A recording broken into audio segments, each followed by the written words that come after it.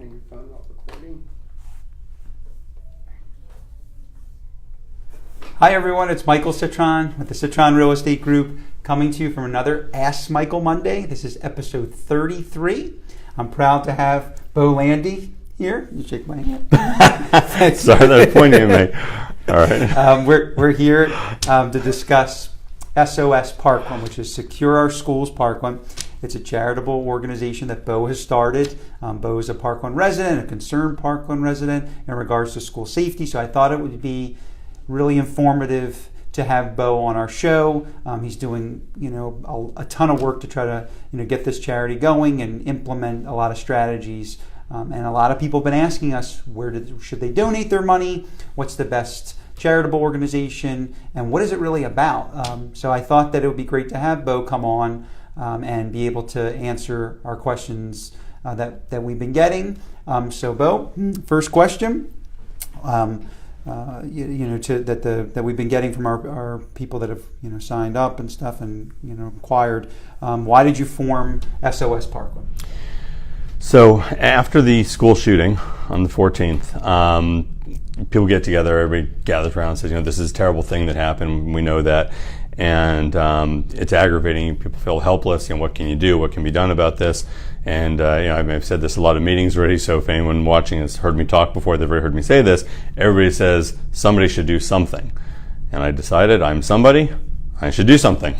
So part of our mantra is be the somebody that does something, and that's what we're doing. So the idea is that we saw on that day there were colossal failures that happened at a lot of different levels that allowed this terrible event to happen, and we wanted to put an organization together of concerned parents, students, teachers, educators, administrators, law enforcement that can kind of come together with a common purpose to ensure to whatever extent possible that this cannot and does not ever happen again. Yes, we definitely went through a lot. I saw that you had come out immediately afterwards and put this organization together, and I think it's great. I definitely applaud you for doing it, and you are the one standing up. There's a lot of people that obviously have not come forward, and that's why we're here. They can donate their time or donate funds to your efforts or other efforts in order to help secure our schools. What is your plan of action? What do you see moving forward for the organization? So from day one when we met, and day one was literally day one, like February 15th, the day after the event happened, we started brainstorming ideas for this. I think our first actual meeting was on February 16th. And the plan was initially that we need to get the advice of security experts who know how to secure a property, how to secure a school, how to make an environment that is secure but doesn't feel like a prison at the same time. So we solicited the help of professional security assessors who have now done the security assessments in the schools in Parkland and are proceeding to do assessments, both vulnerability assessments and teaching threat assessment technique to the schools. So the district has hired them. They're already in place. They've already done some of the evaluations. The next steps in that process are going to be to implement the suggestions that they make, but also to kind of listen to the stakeholders in the community and see what they're looking for. Some people have different ideas about what they'd like to see. Sometimes those ideas are based on knowledge they have. Sometimes they're based just on their feeling. And we've heard some very good ideas. We've heard some ideas that were less than fully supported by other stakeholders in the community.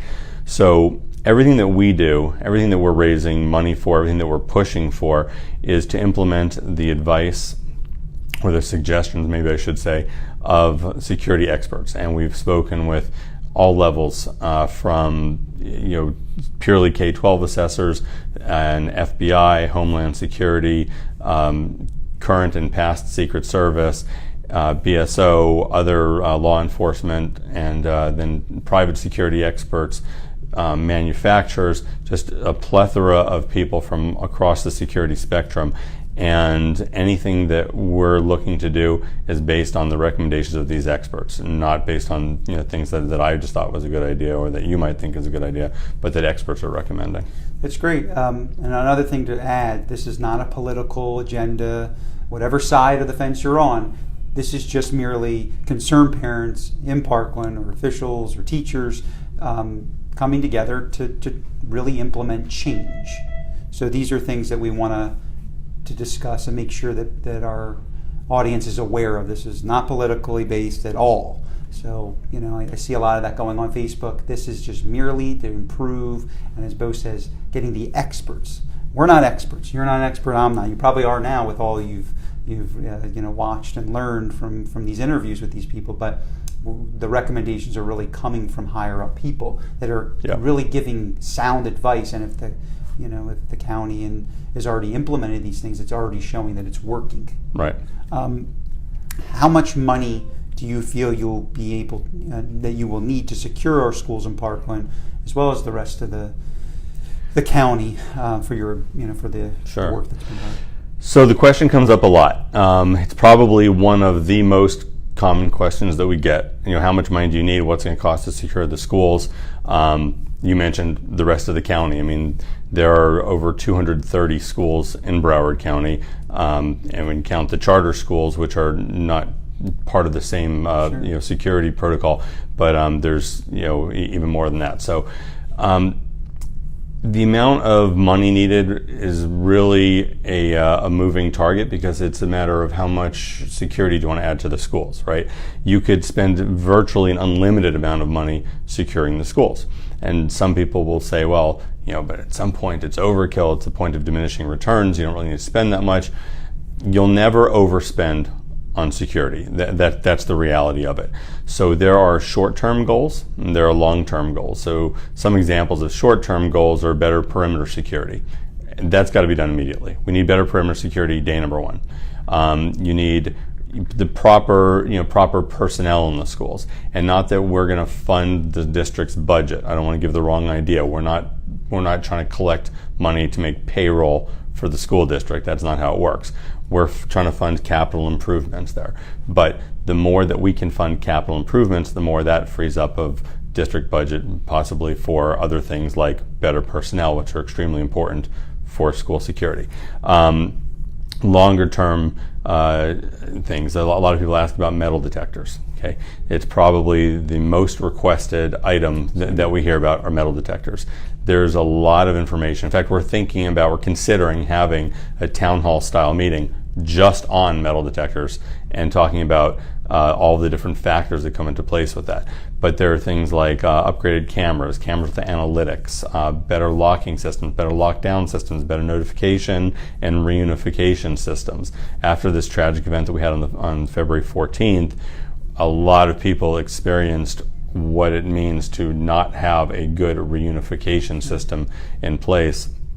And it was devastating for a lot of families, even families who didn't lose somebody but weren't sure if they had. There was not a lot of communication happening. Better intercom system. Now, we've gotten a lot of donations from vendors, from security vendors, security industry giants. I mean, we're multi-million and multi-billion-dollar corporations who have stepped up to help us out and made equipment donations. But the equipment is just that. It's equipment. It's in a box. It could be sitting on a counter. It could be sitting in a warehouse. Unless you have somebody install it, the equipment does you no good. Correct. So part of what we're raising money for is to install the equipment that we've gotten donated. So again, when people say, well, what does it cost to secure a school?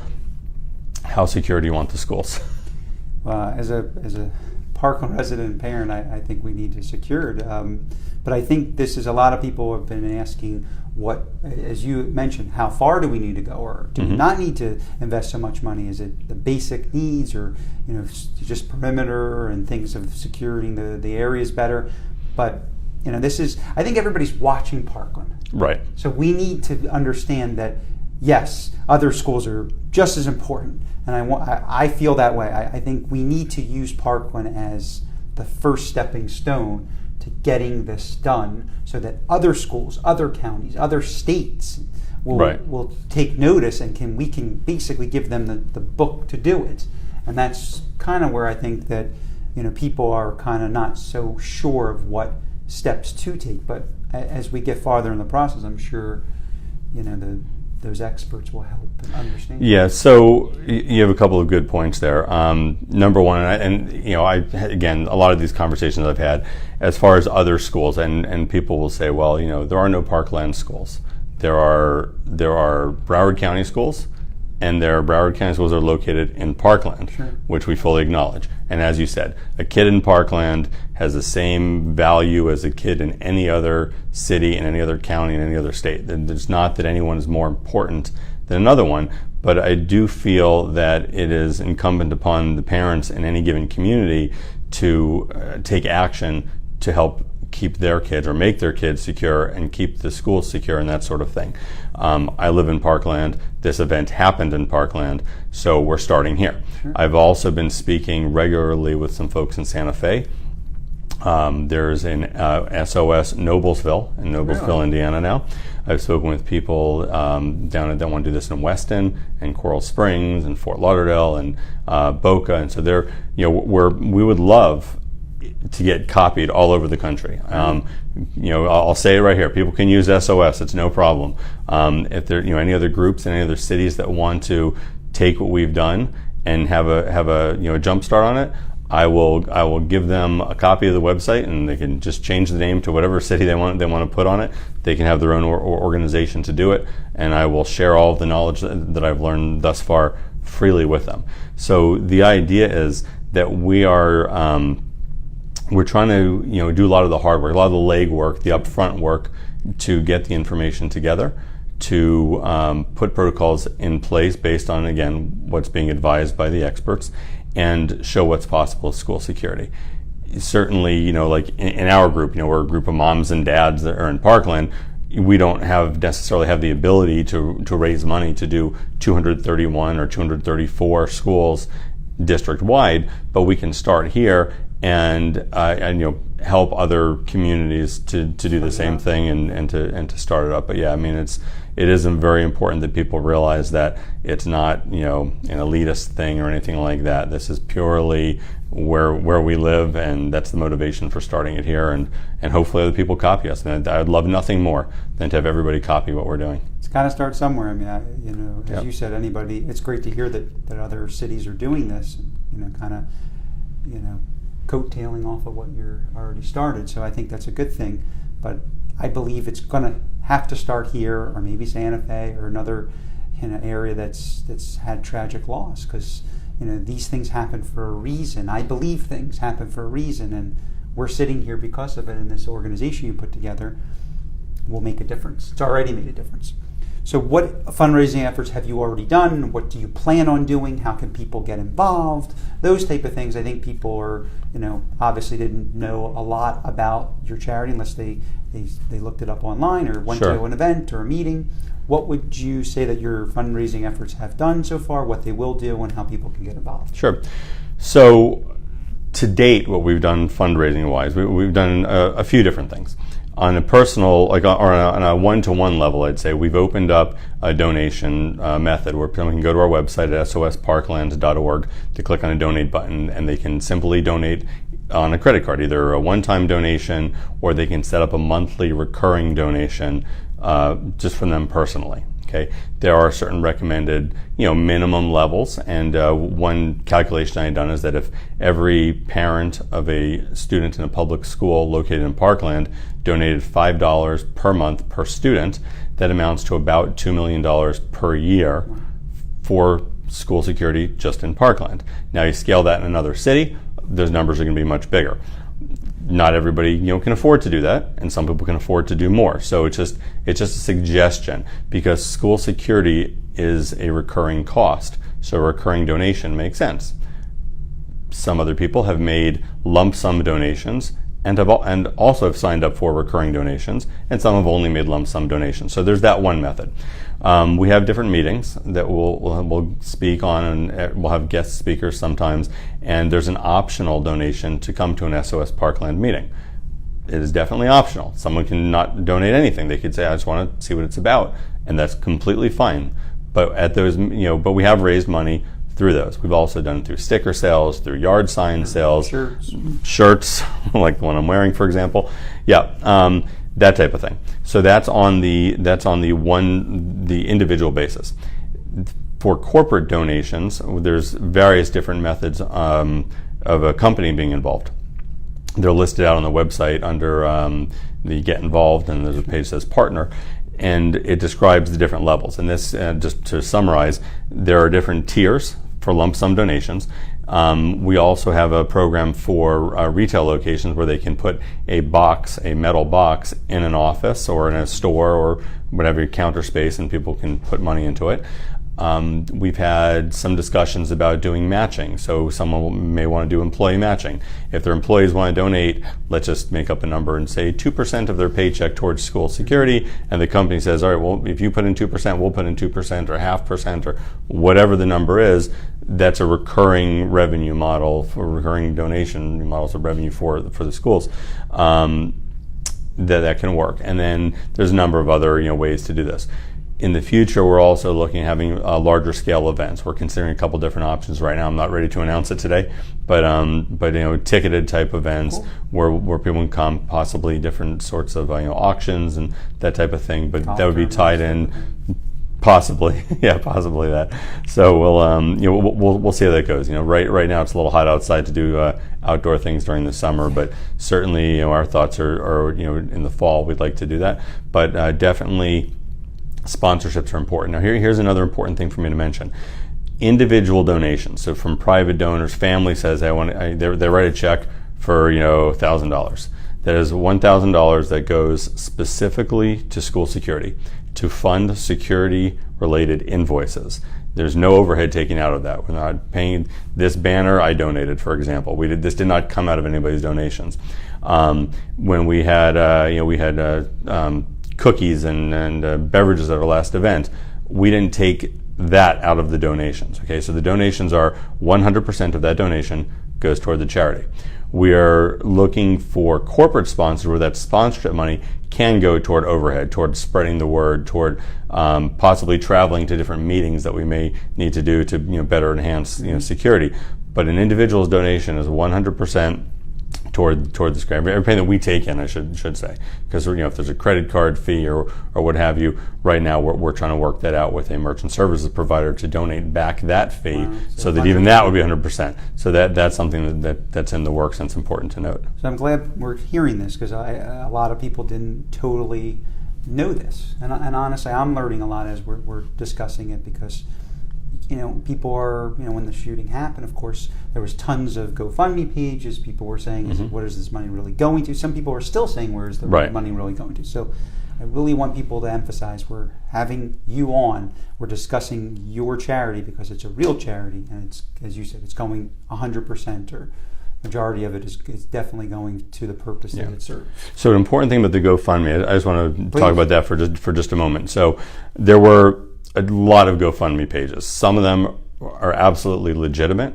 Some of them would absolutely be questionable. Okay, not any of the big name ones that everybody knows of. I'm not casting any kind of a doubt on those. If the family put it out there, it's 100% legitimate. Sure. Okay, so no question. The Broward Education Fund, the large one, legitimate. Okay, it goes to the families. It's a victims fund. Sure. Okay, so it goes to the families. It goes to people that are affected by it, other people at the school. That fund is now closed out June 30th. So if someone were looking to donate, as far as I know, there's no more donating to that fund. That's my understanding of it. Certainly could verify that on GoFundMe. But to your point, sometimes people go, well, there's so many different groups out there. There's so many people raising money. How do we know which one to donate to? So I'll say this. As far as I know, there's no other organization that is raising money directly to improve school security at the 5 schools in Parkland. If there is one that's doing that, I'm not aware of it. There are certainly ones that are working in school security, and I'm working with Safe Schools for Alex, and we're working with Make Our Schools Safe and all of that. So not saying anything against them. Well, sure, there are memorial funds and schools are having, you know. Absolutely, yeah. I don't know if every family has a fund. Several of the families have a fund, and they're all completely legitimate. But to my knowledge, we're the only one that's raising money for physical school security at all 5 schools in Parkland. That's great. I definitely want that to be reiterated. You know, you mentioned earlier that you're working with a lot of higher ups and understanding the security. How much cooperation are you receiving from local officials on this? So when we first started this, one of my primary concerns was getting a complete wall from the district, saying, no way, you're not going to do it. You start schools, you can't do anything, or whatever. I didn't really know what to expect, but I anticipated we might have some resistance about that. I have to say that we have not had a lot of resistance, or we may not have really had almost any resistance about getting access to raising money and putting these security measures in place. Have things moved as quickly as I would like them to? No, they haven't. Okay, I mean, I'm not, I can't sit here and go, it's been amazing how quickly things go. It's still a bureaucracy, but they have not said, no, you can't do that. A common question, a common objection maybe that I hear when it comes to donating, people go, well, whatever you raise money for, they're not going to let you do it anyway. And I've heard people point fingers at different individuals or different groups of individuals, within the school district. And they'll say, as long as this person or that person or these people are in place, nothing's going to get done there. And then there's that. And then also they'll say, well, but if you do it in Parkland, they're not going to let you do it just in Parkland and not let you in and not do it in all of the schools, right? So I'm going to address both of those points. Number one, yes, they will. They will let you do it in one school and not do it in all the schools as long as you're paying for it yourself. If we said to the district, hey, we want you to put security in the Parkland and the schools in Parkland, we're not worried about the other ones, that would be a different story. You can't, because as we said earlier, the kids are every bit as important in every other city and every other school as they are in any of the schools in Parkland. So the district couldn't just go, okay, we're going to donate all, we're going to put all these capital improvements there, all the security, all this stuff, and not put everywhere else. Okay, I don't know what the exact policies are. I don't work for the district. I never have. I'm not, I'm not in their policies. I have not read up on all of their policies, but that's my understanding of it. But Superintendent Runcie did commit to us directly that if we can raise money for it, so long as it's allowable under their guidelines and it meets code requirements, that we will be able to do that. Okay, so that's fine. And then as I don't know what the other point was. Sorry, I'm sorry. The thing that I would say is that what are the if you could think of the first, and you said it's going to take time, nothing, and I agree with you. I mean, kids are going back to school soon, and it doesn't seem like there's been obviously you see more police presence. You're seeing some elements taking effect at the end of last year. But what items do you feel need to be addressed and implemented? What can be done even before school starts back or right after school starts? What measures through your organization or through the county's organization, through the county itself, could be done? What can be done? If you're a concerned parent watching this, and people will watch this video, or people are thinking about this, and they're going to think about it as we get closer to the school. I mean, it's 4th of July, and it's next month we go back to school.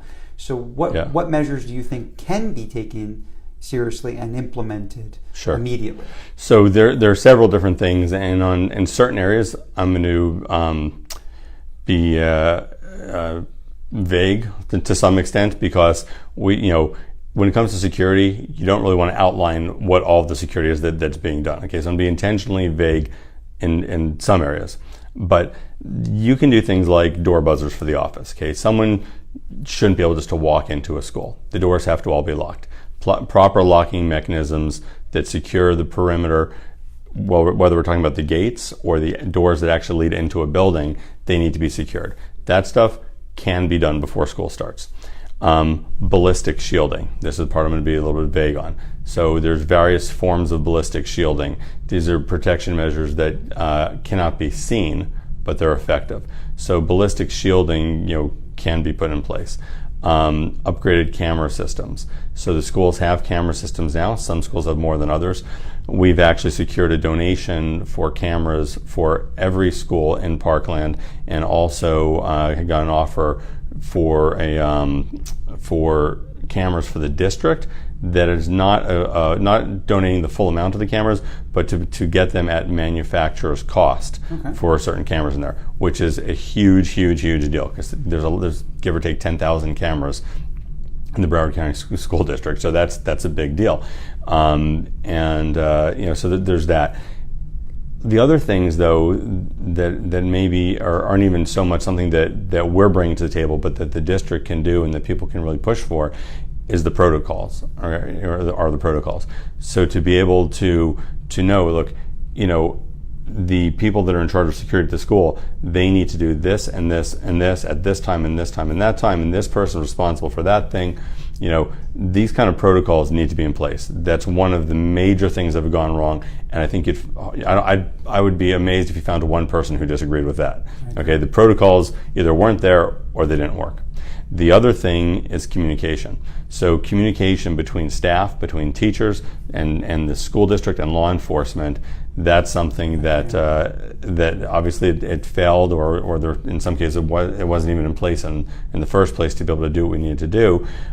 We have actually secured a relationship right now and a donation that will go a long way to solving that.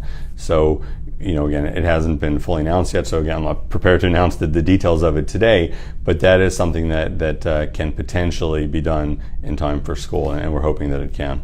I think a lot of these things can be, like you said, you got an organization a business that will give, manufacturers prices. So already you're seeing that these things can work in a small town like Parkland. We're still a very small town, and if it works, it's just going to show the county, it's going to show other cities and states that it can be easily implemented with the right plan of action. Because as you said, there were so many, everything went wrong. Right. Everything went wrong.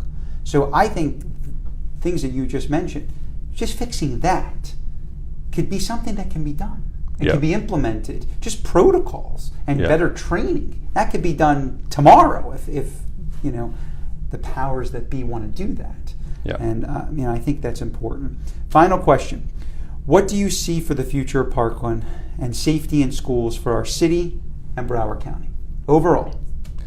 So I think that this event, obviously, I don't have to reiterate what an incredible tragedy it was, although I just say it this one last time.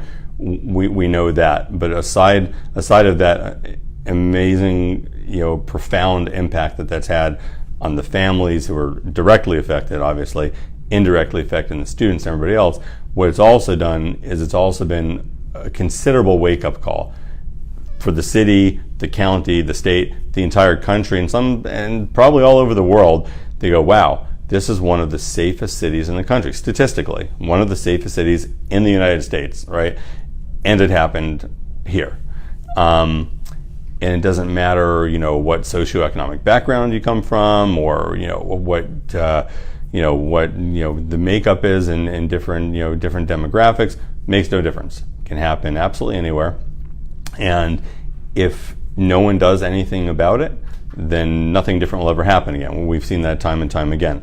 So what I see, though, to your question, is that now people are paying attention to it. I think a lot of people still have a little bit of paralysis about doing something. They're not sure if this is the time to take action. Not sure if the money will be well spent, or if it will do any good and whatnot. Or in some cases, people may not know that SOS Parkland exists. That's I understand that. So what people can do to help is to get the word out there that we exist. Not everybody has Facebook. That's true. Okay, so every time I meet somebody who's in Parkland who's never heard of SOS Parkland, it amazes me. But then because this is what I do every single day, it's top of mind for me. It's certainly not top of mind for everybody. But I do think that once it can be seen, once people see that it is possible to get a school secure, and that there are things that we can do about it, I feel like they'll be more likely to hopefully take action in the next school over the next school and the next school, because it's not a theory anymore. We've had proof of concept, right? And that's what we're looking to do, really. Of course, we're looking to secure the schools, obviously. We want the kids to be safe. We want the teachers, the administrators, and the staff to be safe. That goes without saying. But we also want to be a role model to show what is possible to do with school security. It's not an insurmountable obstacle. We can do it. It takes money. It takes perseverance. So that's where we're at. I appreciate you coming on the show. I think it's an amazing thing you're doing. I mean, we definitely wanted to have it on there. I mean, I remember seeing at the march, there was a kind of a bigger sign of this version, and people were getting interested. What is that? What is that? What is that going to do? How is that going to help? Let's look into it. So so over the course of since March, people have really addressed it and asked about it. So you've had meetings where you have lots of people come. You have a huge attendance. Yeah. And I think coming out. So how could somebody get involved? They obviously can come to the website. It's sosparkland.org, and then you have events, meetings on a regular basis that they can come to? Yeah, well, we generally have been doing about once a month. It's not, it's not cut and dry. We don't have a specific scheduled interval that we have them at, but we will have them at every 30 to 45 days, let's say, if there's enough people that are interested in doing it, and if we have new information to give. Sure. That's the other thing. I mean, if we have new people that want to attend, that's great. Or if we have new information to give, then we're happy to do it. As I mentioned, we're considering doing a specialty meeting just on metal detectors. There's a ton of interest in that, and if we do that, we'll bring in experts on metal detectors. It's not going to be me answering all the questions about metal detectors. Okay. There's a lot of misinformation about them and a lot of factors that people haven't considered.